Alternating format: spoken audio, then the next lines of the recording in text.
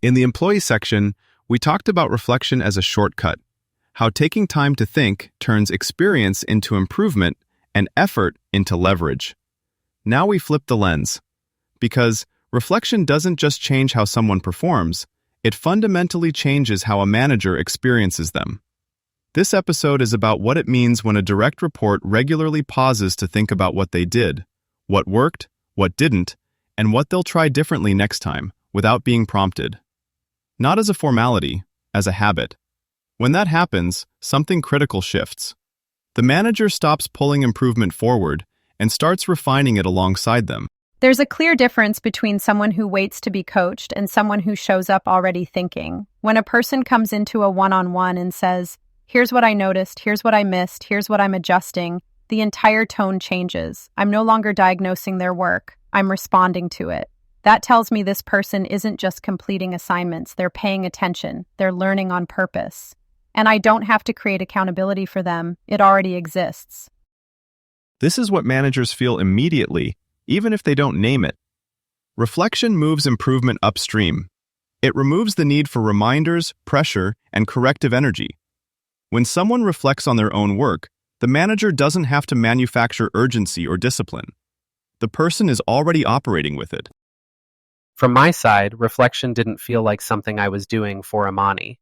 It felt like I was taking control of my own progress. I wasn't waiting to hear what went wrong. I already knew. I wasn't hoping the review would go well. I had evidence.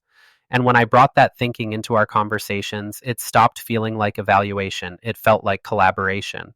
This is where reflection becomes an asset, not a task. Managers don't see reflection as paperwork. They see it as intent. It tells them this person is invested in improvement without being chased.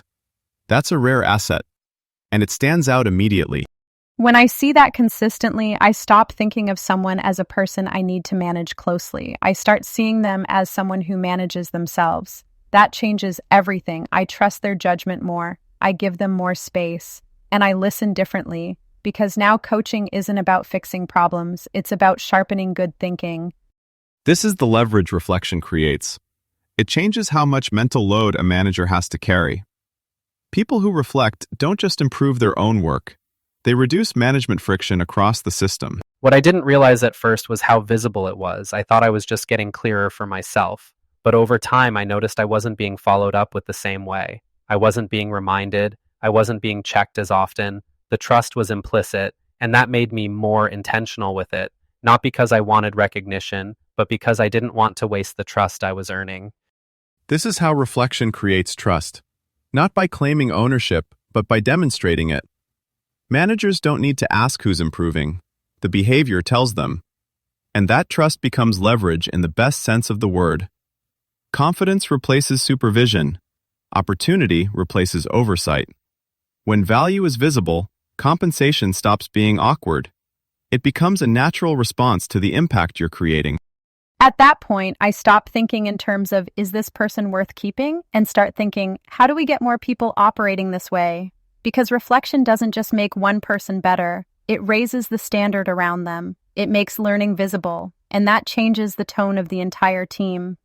This is reflection from the manager's perspective. It's not extra work. It's a signal of ownership, discipline, and growth. When you take time to think about what you did, how to make it better, and what to try differently next time, managers don't have to push or guess. They start trusting, and that trust changes how leaders perceive you.